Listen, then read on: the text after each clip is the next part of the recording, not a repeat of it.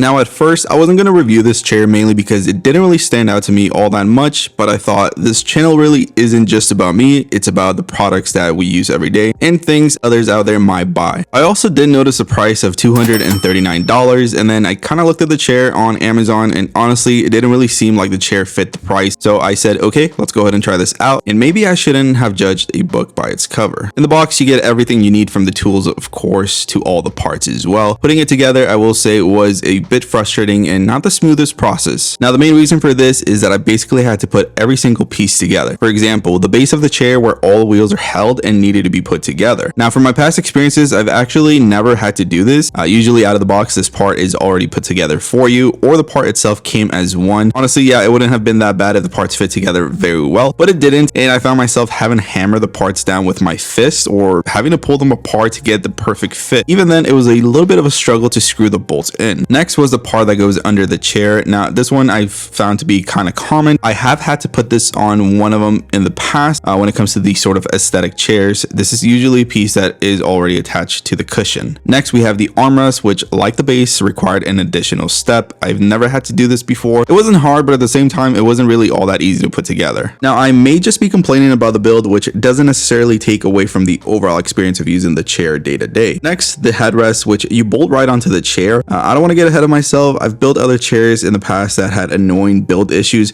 but at the end, they were great chairs to sit on, so let's not cast this one aside just yet. So that's a chair, and it is completed, and it's probably one of the more time-consuming builds I've had to date. Let's talk about this design. It's an interesting one, and for sure something that's unique and stood out to me when I initially saw it. It's made out of synthetic leather and steel reinforced body. I picked the black one as I thought it would fit my setup the best. This chair will support your height up to 6 foot 9 inches and the weight up to about 400 pounds. Now, I'm about 6 foot and 200 plus pounds, and I fit really well in it. There's for sure enough space for my legs, and it doesn't feel tight at all whatsoever. Obviously, you have the racing chair design, and it's more for your gamer setup aesthetic, clean enough for an adult to use, but also designed with that racing theme in mind for the younger ones. I think the design is pretty cool and unique and looks great at the setup as well. The stitching is pretty good, and the color scheme on the synthetic leather looks clean. Now, the cushion is made of foam as well as the back of the chair. The cushion does feel a bit hard, and even within my first hour of sitting on it, the chair started feeling a little uncomfortable, but honestly, it wasn't too much of a deal breaker for me. Now, what did start bugging me a little bit was the back of the chair. It's actually really hard and feels uncomfortable to sit on for long periods of time. The cushioning is not that thick, so I can already feel the back metal plate of the chair. I already have a bit of lower back pain from time to time when I sit for long periods of time on this chair, and can only imagine what the back seat of this would do to my back. The armrests are okay, they're not firm at all and do jiggle a little bit, but I find this to be very common across all chairs, from the ergonomic ones to the gaming ones. The armrests move up and down, forward and back, as well as to the sides. The padding is just fine, and I have no problem with them whatsoever. Next, we have the headrest, which the padding on it feels very firm, so it's not the comfiest on your head. It also jiggles a bit, which for $250, I'm not sure if this is something that should be happening. See, the problem is that no matter how tight you put the bolts on, there's always some sort of jiggle, which for me personally can be a little bit off-putting. I think all these features might be for some people, but for me, I don't think it's gonna cut it, especially considering the price. I have reviewed maybe a little bit too many gaming chairs, and I've stated in the past that the gaming chairs weren't my style anymore, but I have tried better chairs for this price. Now, I think this wouldn't be so bad for your average gaming chair if the price was around $150. The price point is what really doesn't make sense to me. It's marketed as a high-end gaming chair, but it's really a mid-tier chair considering the features and the quality of it. Now, if you're in the market for a gaming chair, unfortunately, I would say skip this one, mainly because of the price and the quality you get for that price. If you find one on sale for $120, maybe $150, I would say that's a pretty solid price. Now, if you don't choose this one and you are looking for my recommendation, I am currently building a new one, and this one might be the best chair I have used in my life so far. Yeah, it's a crazy statement, I know, so subscribe to the channel and stay tuned, and I'll catch you guys on the next one.